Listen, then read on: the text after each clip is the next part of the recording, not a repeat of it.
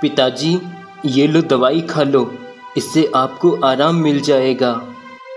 बेटा, तू तो कह रहा था किसी अच्छे से डॉक्टर से मेरा इलाज करवाएगा तू, पर तू मुझे डॉक्टर के यहाँ लेकर जाता नहीं है। अरे, इलाज नहीं कराना है तो मुझे जहर ही ला दे, कम से कम इन परेशानियों से तो छुटकारा मिले मुझे। पिताजी, आप ऐसा ना कहें, ये दवाई भी मैंने डॉक्टर से ही लिया था आपके लिए। और रही बात आपके इलाज की, तो मैं आपका इलाज शहर के अच्छे डॉक्टर से जरूर करवाऊंगा। जैसे ही हाथ में पैसा आएगा, मैं आपको शहर ले चलूंगा, बड़े डॉक्टर के पास। ठीक है बेटा।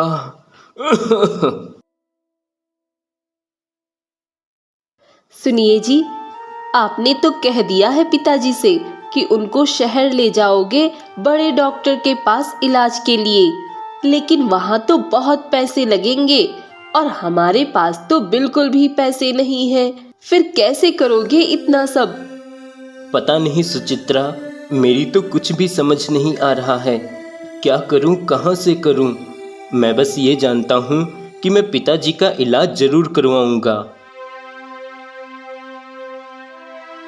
अरे, राजा साहब की पत्नी की जान तो अब भगवान ही बचा सकते हैं, क्योंकि वैद्य जी ने भी अपने हाथ खड़े कर लिए हैं।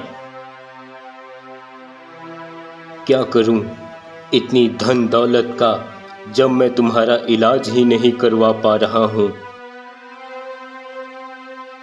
महाराज, आपसे मिलने कोई बूढ़ी औरत आई है, वह आपसे मिलना चाहती है। नहीं, मैं अभी किसी से नहीं मिलना चाहता हूँ, मैं बस यहीं बैठना चाहता हूँ थोड़ी देर। जाओ, उनसे कहो कि फिर किसी समय मैं उनसे मिलूँगा। लेकिन महाराज, वो आपसे महारानी जी की बीमारी के इलाज के बारे में कुछ बात करना चाहती हैं। क्या वह महारानी के इलाज के बारे में बात करना चाहती है? तो क्या वो मेरी पत्नी का इलाज कर सकेगी? चलो, मैं अभी मिलूंगा उस बूढ़ी औरत से।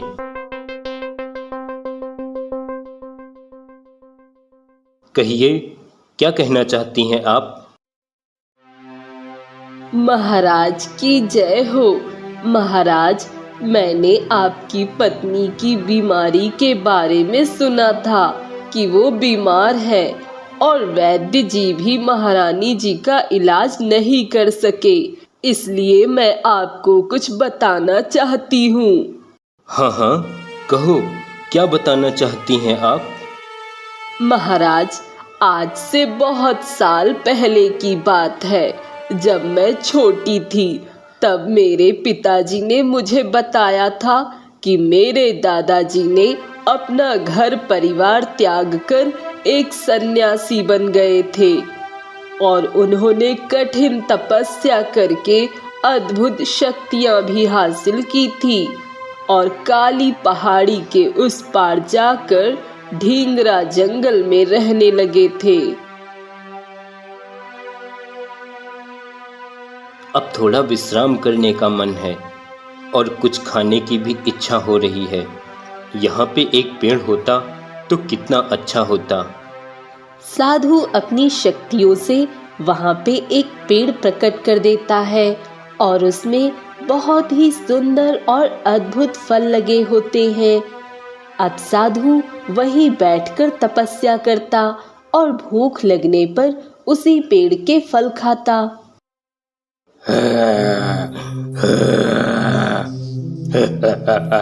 अरे, ये कैसा फल है? ऐसा फल तो मैंने कभी नहीं देखा। ये तो कोई अद्भुत फल है। हाँ, इसे तो खाना ही पड़ेगा।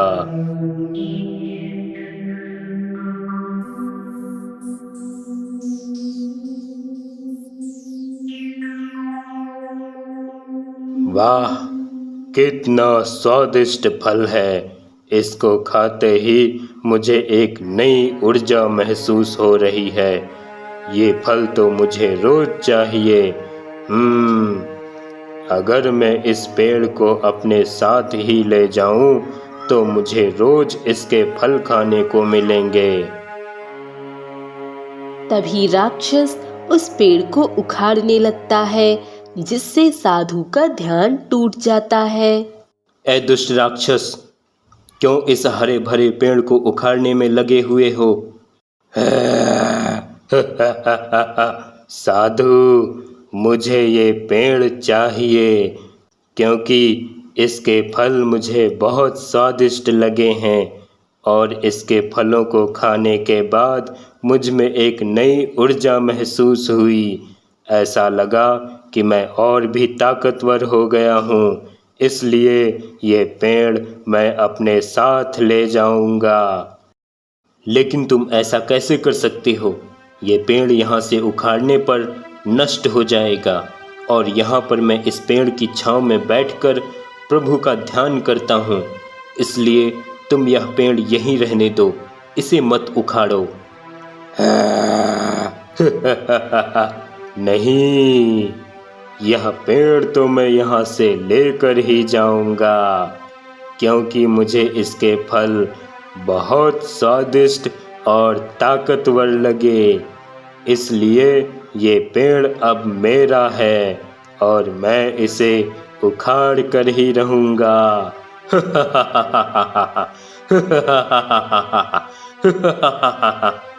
अच्छा, तो तू ऐसे नहीं मानेगा। साधु अपनी शक्तियों से उस पेड़ को अदृश्य कर देता है, जिससे राक्षस बहुत क्रोधित हो जाता है और वह तुरंत अपनी शक्तियों से साधु को एक तोता बना देता है और उस तोते के गले में एक माला डाल देता है, जिससे वो तोता शक्तिहीन हो जाता है। ए दुष्ट राक्षस, ये तूने ठीक नहीं किया। तुझे इस पाप की सजा जरूर मिलेगी।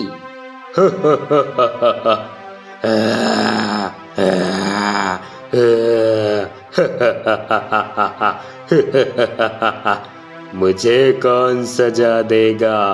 तुम इतने शक्तिशाली होने के बावजूद मेरा कुछ नहीं कर सके तो कोई आम इंसान मेरा क्या कर सकता है? और अब तो ये माला जब तक तुम्हारे गले में रहेगी तब तक तुम्हारी शक्तियाँ और तुम्हारी सारी ताकत मेरे कब्जे में है। तुम बिल्कुल असहाय हो और अगर ये माला किसी ने निकालने की कोशिश की तो वो एक पत्थर की मूर्ति बन जाएगा।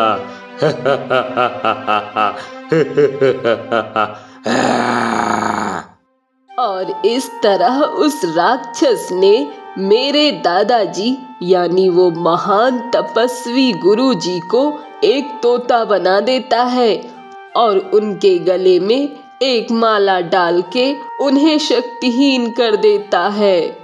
तो फिर उस पेड़ का फल कैसे मिलेगा किसी को? वो पेड़ तो अदृश्य हो चुका है। हाँ, पर अगर कोई वहां जाकर अपनी बुद्धिमानी से काम ले तो उस पेड़ का फल उसे मिल सकता है। तो फिर ठीक है, हम जरूर किसी को वहां भेजेंगे।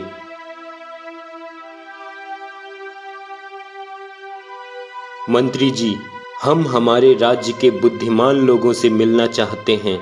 इस राज्य में जितने भी अधिक बुद्धिमान लोग हैं, आप उन सभी लोगों को यहाँ बुलवाइए। अब मंत्री राज्य के बुद्धिमानों को खोजने के लिए निकल जाता है। महाराज, ये सभी इस राज्य के सबसे बुद्धिमान व्यक्ति हैं। देखो, आप सब लोगों में से अगर कोई भी मेरा काम कर देगा तो मैं उसको 5 घड़े भर के सोने के सिक्के दूंगा और कई एकड़ जमीन भी दूंगा। क्या? पर महाराज, क्या करना होगा हमें? जल्दी बताइए। तभी राजा सबको पूरी बात बताता है और राजा की बात सुनकर सभी के होश उड़ जाते हैं। तो आप लोगों में से कौन मेरा ये काम करेगा? महाराज, मैं अपने घर का इकलौता मर्द हूँ और मेरे घर में मेरे अलावा कोई और नहीं है जो मेरे परिवार और बच्चों की देखभाल कर सके, इसलिए मैं अपनी जान जोखिम में नहीं डाल सकता। महाराज, मुझे क्षमा करना। महाराज, मैं भी ये काम नहीं कर सकता, मुझे माफ करना। सभी बुद्धिमान व्यक्ति अपनी अपनी समस्या बताकर वहां से चले जाते हैं और राजा निराश हो जाता है। मंत्री जी, अब क्या होगा? क्या कोई भी मेरी मदद नहीं करेगा? मैं अब महारानी को कैसे बचाऊं?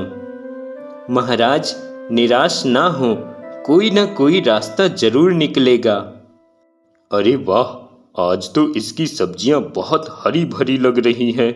चलो आज इसको ही चूना लगाया जाए। अरे भैया, ये बैंगन क्या भाव में है? और ये टमाटर तो बहुत लाल हैं। वह कैलाश से ढेर सारी सब्जी खरीद लेता है और इधर उधर की बात करने लगता है। अच्छा भाई, अब मैं चलता हूँ। अरे भैया जी, मेरे पैसे तो दे दो सब्जियों के। अरे भाई, क्या मजाक कर रहे हो? मैंने तो सारी सब्जियों के पैसे आपको दे दिए हैं, तो अब किस बात के पैसे दे दूं? अरे ये आप क्या कह रहे हो भाई? आपने तो मुझे कोई भी पैसे नहीं दिए हैं। अब उन दोनों की काफी बहस होने लगती है और तभी वहां पे एक दूसरा व्यक्ति आता है और कैलाश उसे सारी बात बताता है। देखो, तुम दोनों अब राजा साहब के पास जाओ, अब वही इसका फैसला कर सकते हैं और वही दूध का दूध और पानी का पानी हो जाएगा। हाँ हाँ चलो। हाँ हाँ चलो। तभी वह दोनों राज दरबार में पहुंचते हैं। महाराज, मैं एक गरीब सब्जी वाला हूँ। मैं बाजार में सब्जियाँ बेचता हूँ और इन्होंने मेरी सब्जी खरीदकर मुझे बिना पैसे दिए ही जाने लगे।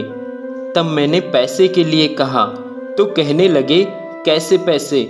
मैं तुम्हें सब्जियों के पैसे दे चुका हूँ, लेकिन इन्होंने मुझे कोई पैसे नहीं दिए थे। महाराज, अब आप ही न्याय कीजिए। महाराज, मैंने सब्जी लेकर इस सब्जी वाले को पैसे दे दिए थे, ये झूठ बोल रहा है। तुम दोनों में से कोई एक तो झूठ बोल ही रहा है और वो मैं पता लगा ही लूँगा। इससे अच्छा है तुम दोनों में से जो भी झूठ बोल रहा हो वो सच स्वीकार कर ले, वरना उसके लिए अच्छा नहीं होगा। महाराज, मैं झूठ नहीं बोल रहा हूँ। मुझे इन्होंने कोई पैसे नहीं दिए थे। मुझे मेरे पैसे चाहिए महाराज। मैं बहुत गरीब हूँ। मेरे पिताजी का इलाज करवाने के लिए मुझे ढेर सारे पैसों का इंतजाम करना है, इसीलिए मैं यहाँ आपके पास आया हूँ। मेरी मदद करें महाराज। हाँ हाँ, हम जरूर मदद करेंगे। मंत्री जी, जरा वो वैद्य जी को बुलवाइए और उनसे कहिए जो सच बुलवाने वाली जड़ी बूटी पिछली बार एक चोर को पिलाई थी, वो जड़ी बूटी इन दोनों को भी पिलाई जाए। अभी सच बाहर आ जाएगा कि कौन सच बोल रहा है और कौन झूठ। और सच बुलवाने वाली जड़ी बूटी, अगर मैंने वो जड़ी बूटी पी लिया तो मेरा सारा झूठ पकड़ा जाएगा। इससे अच्छा मैं ही अपनी गलती मान लूं। महाराज, मुझे क्षमा करें। मैं लालच में आकर कुछ पैसे बचाने के चक्कर में झूठ बोल रहा था। मुझे क्षमा करें, मुझे क्षमा कर दो महाराज। क्या तुमने झूठ बोला था? सैनिकों, जाओ इसे 2 महीने के लिए कारागार में डाल दो। सैनिक उस ठग को कारागार में ले जाकर कैद कर देते हैं। क्या नाम है तुम्हारा? महाराज, मेरा नाम कैलाश है। तुमने कहा था कि तुम्हें अपने पिता का इलाज करवाना है, जिसके लिए तुम्हें पैसों की ज़रूरत है। हाँ महाराज, पिताजी के इलाज के लिए मुझे पैसों की बहुत ज़रूरत है। तो क्या तुम मेरा एक काम करोगे, जिसके बदले मैं तुम्हें बहुत सारा धन दूंगा? हाँ महाराज, आप जो भी काम कहेंगे मैं करने को तैयार हूँ। बस मुझे पैसे मिल जाएं, जिससे मैं अपने पिताजी का इलाज करवा सकूं। हाँ, लेकिन अगर तुम मेरा काम करोगे तो उसमें तुम्हारा भी बहुत फायदा होगा और तुम्हें तुम्हारे पिताजी का इलाज भी नहीं करवाना पड़ेगा, वो ठीक हो जाएंगे। महाराज, पर ऐसा कैसे हो सकता है? बिना इलाज के पिताजी कैसे ठीक हो सकते हैं? तभी राजा कैलाश को सारी बात बताता है। महाराज, मुझे तो ये बहुत खतरे का काम लगता है, पर मैं ये काम जरूर करूँगा। मेरे बलिदान से अगर 2 लोगों की जिंदगी बच सकती है तो मैं ये बलिदान देने को तैयार हूँ। ठीक है कैलाश, मैं तुम्हारे लौटने का इंतजार करूँगा।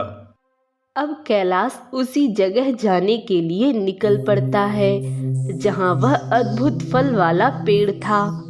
पानी पानी पानी। ये किसकी आवाज़ है? कोई पानी पानी कह रहा है। कैलाश आगे जाकर देखता है, एक गाय बेहोशी की हालत में पड़ी हुई है और वह पानी मांग रही है। पानी पानी पानी। अरे, ये कैसा चमत्कार है? ये गाय हम इंसानों की तरह बोल रही है और पानी पानी कहकर पानी मांग रही है। भला ऐसा कैसे हो सकता है? हे भले इंसान, मेरी मदद करो, मुझे पानी पिला दो, वरना मैं मर जाऊंगी। नहीं नहीं गाय, तुम रुको, मैं अभी तुम्हें पानी पिलाता हूँ। पर मैं पानी कैसे लाऊं? यहाँ तो कुछ भी नहीं है। तभी कैलाश की नजर एक कमंडल पर पड़ती है, जो एक पेड़ के नीचे पड़ा होता है।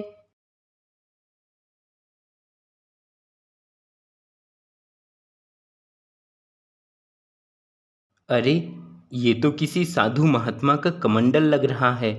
लगता है कोई साधु महात्मा यहाँ बैठे होंगे और अपना कमंडल यहीं भूल गए होंगे। चलो, अब मैं इसमें ही पानी भर के उस गाय को पिला देता हूँ। कैलाश उस कमंडल में नदी से पानी भरने चला जाता है और फिर उस गाय को पानी पिला देता है।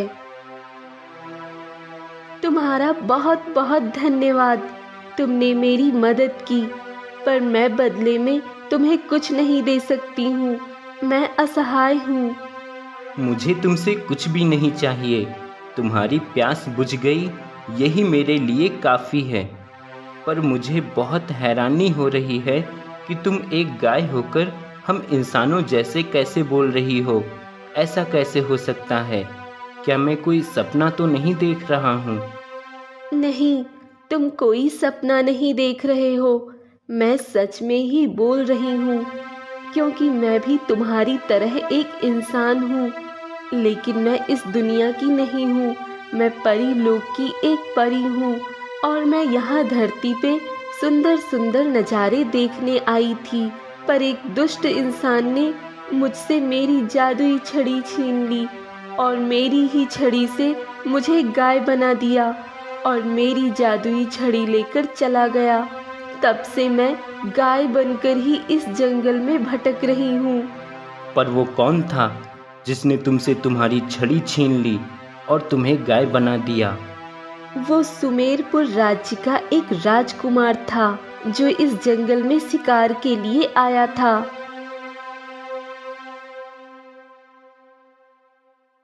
ऐ परी, तुम कहाँ से आई हो? क्या सच में परियां होती हैं? मुझे तो यकीन ही नहीं हो रहा।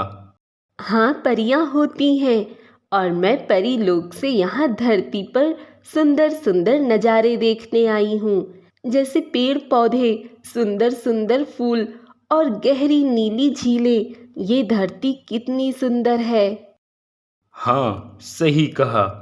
ये धरती बहुत सुंदर है, पर तुम भी बहुत सुंदर हो और मैंने कभी इतनी सुंदर परी नहीं देखी। इसीलिए मैं सुमेरपुर राज्य का राजकुमार रतन सिंह और होने वाला राजा, मैं तुमसे विवाह करना चाहता हूँ और सुमेरपुर राज्य की महारानी बनाना चाहता हूँ। पर ऐसा नहीं हो सकता है राजकुमार, क्योंकि मैं एक परी हूँ और इस धरतीवासी इंसानों से विवाह नहीं कर सकती।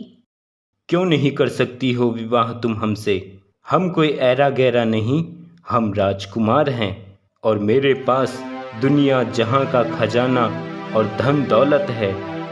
नहीं राजकुमार, मुझे किसी भी धन दौलत की जरूरत नहीं, जब तक ये जादुई छड़ी मेरे पास है। अच्छा, तो ये जादुई छड़ी है और इस छड़ी की वजह से ये परी जादू करती होगी। अगर ये छड़ी मुझे मिल जाए तो मैं इस परी से विवाह करने में सफल हो सकता हूँ। तभी राजकुमार अपनी तलवार परी की जादुई छड़ी पे मारता है, जिससे परी की जादुई छड़ी जमीन पे गिर जाती है और राजकुमार झट से उस जादुई छड़ी को उठा लेता है।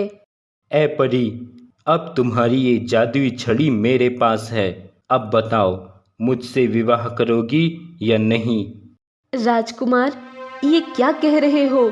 मेरी छड़ी मुझे वापस दो। नहीं, पहले बताओ, मुझसे विवाह करोगी या नहीं? नहीं, ऐसा नहीं हो सकता। एक इंसान से परी का विवाह नहीं हो सकता है। तो तुम मुझसे विवाह नहीं करोगी तो अब उसका अंजाम भी भुगतने को तैयार हो जाओ। ए जादुई छड़ी, इस परी को एक गाय बना दो। देखते ही देखते परी एक गाय बन जाती है। देखा तुमने अपनी जिद का अंजाम। अब जब तक तुम मुझसे विवाह के लिए हाँ नहीं करोगी, तब तक तुम एक गाय बनकर ही रहोगी और इसी जंगल में भटकोगी। अच्छा, अब मैं चलता हूँ, कुछ दिनों बाद मैं यहाँ फिर आऊँगा।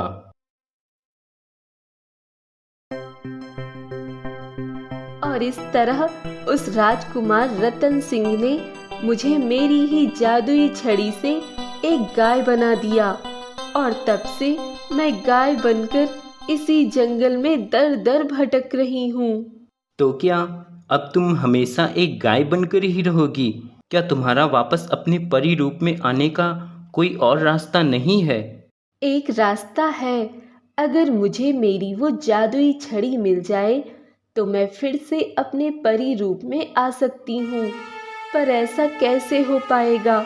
वो राजकुमार बहुत जिद्दी और घमंडी है, वो किसी की नहीं सुनता। ये सब तो तुम अब मुझ पे छोड़ दो। अब मैं लाऊंगा वो जादुई छड़ी। अब तुम यहीं रहना, मैं सुमेरपुर राज्य की ओर जाता हूँ और जल्द ही तुम्हारी छड़ी लेकर वापस आऊंगा। कैलाश अब सुमेरपुर राज्य की ओर निकल जाता है। रात होते होते कैलाश सुमेरपुर राज्य पहुंच जाता है।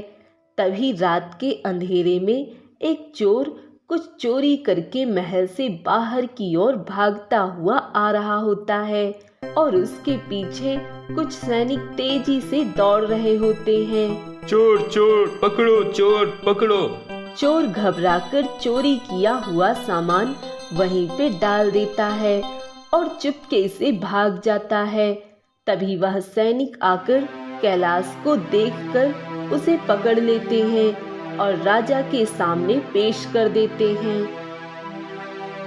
अच्छा, तो तुम हो वो चोर जिसने हमारे राजमहल में चोरी करने की हिम्मत की? नहीं महाराज, मैंने कोई चोरी नहीं की। चोर तो कोई और था। वो अपना चोरी किया हुआ सामान वहीं पे छोड़ के चला गया और मैं उधर से गुजर रहा था। तभी सैनिकों ने मुझे ही चोर समझकर पकड़ लिया और यहाँ ले आए। मैं चोर नहीं हूँ महाराज। तो तुम चोर नहीं हो और तुमने चोरी नहीं की, तो तुम इतनी रात में राजमहल के आसपास क्या कर रहे थे? महाराज, मैं तो यहाँ राजकुमार रतन सिंह से मिलने आया था। क्या तुम राजकुमार रतन सिंह से मिलने आए थे, तो क्या तुम रतन सिंह के मित्र हो? जी महाराज, मैं राजकुमार का मित्र हूँ और मैं उनसे ही मिलना चाहता हूँ। तभी दरबार में राजकुमार रतन सिंह को बुलाया जाता है। रतन सिंह, क्या तुम इन्हें पहचानते हो? क्या ये तुम्हारे मित्र हैं?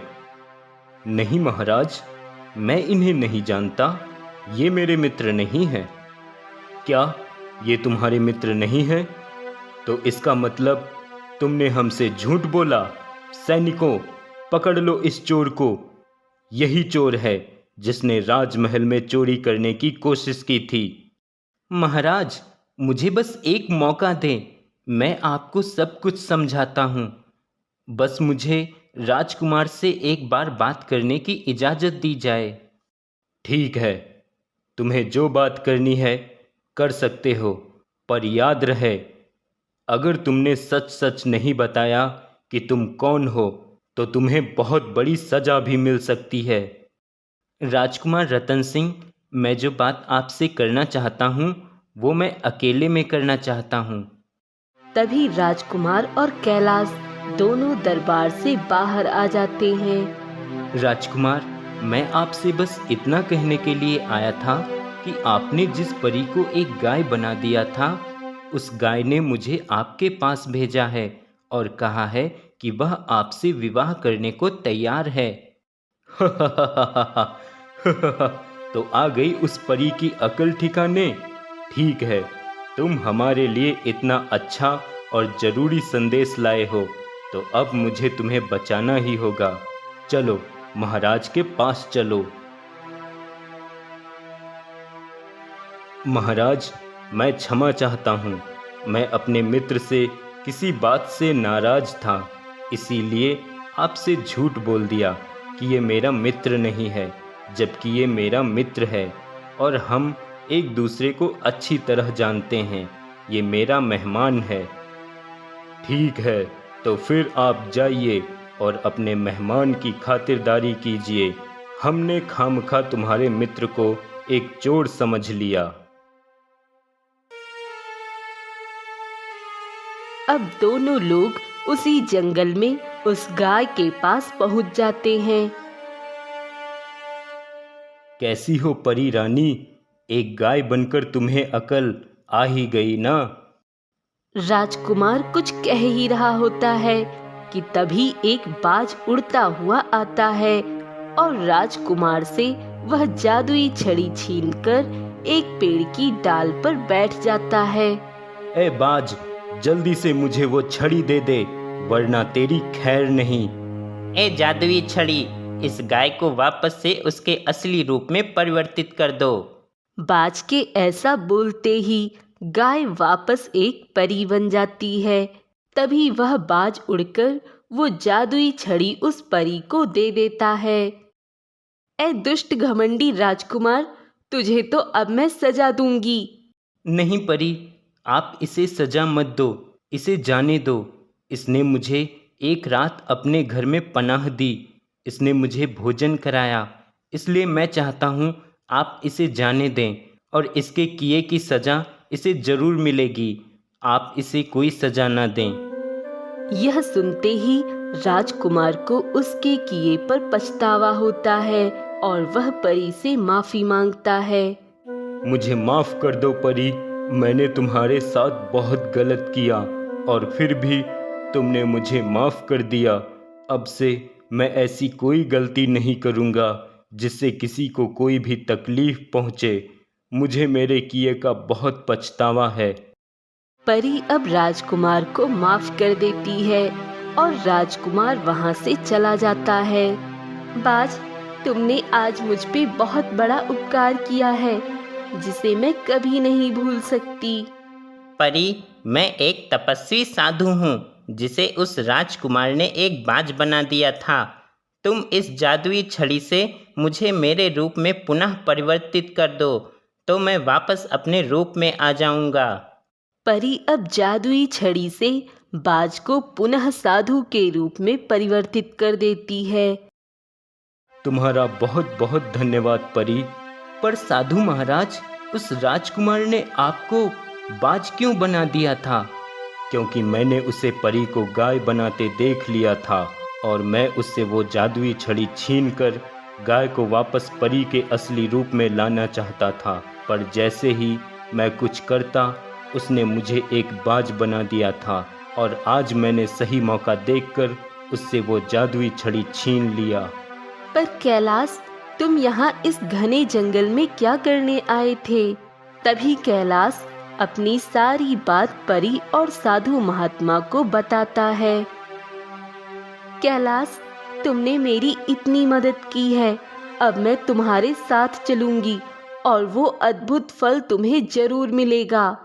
हाँ, मैं भी तुम्हारे साथ चलूंगा। मुझे अपने गुरुदेव को भी मुसीबत से बचाना है। तभी वह सभी लोग उस परी के साथ गायब होकर उसी स्थान पर पहुंच जाते हैं जहां पे वो अद्भुत पेड़ अदृश्य था और वहीं पर वो साधु महात्मा तोता बनकर बैठे होते हैं। अरे वो देखो, वो वहाँ साधु महात्मा तोता के रूप में बैठे हैं। अभी मैं उनके गले से वो माला निकाल देता हूँ जिससे वो वापस अपने रूप में आ जाएंगे और शायद मैं एक पत्थर की मूर्ति बन जाऊंगा। पर मुझे ये बलिदान देना होगा क्योंकि मुझे मेरे पिताजी और महारानी जी की जान बचानी है। अच्छा, मैं चलता हूँ और शायद मैं अब फिर कभी ना मिल पाऊँ आप लोगों को। पर आप लोग उस जादुई अद्भुत पेड़ का वो फल मेरे राज्य सोमनगर के राजा को दे देना जाकर, जिससे 2 लोगों की जान बच जाए। इतना कहकर कैलाश जाकर तोते के गले से वो माला निकाल देता है कि तभी वह तोता वापस अपने असली रूप में आ जाता है और वह साधु महात्मा बन जाते हैं और देखते ही देखते कैलाश एक मूर्ति बन जाता है। गुरुदेव, क्या अब कैलाश हमेशा के लिए एक मूर्ति ही बनकर रहेगा? ऐसे दयावान इंसान को इतनी बड़ी सजा मिली। गुरुदेव, क्या कैलाश को बचाने का कोई उपाय नहीं है? उपाय है मेरे शिष्य।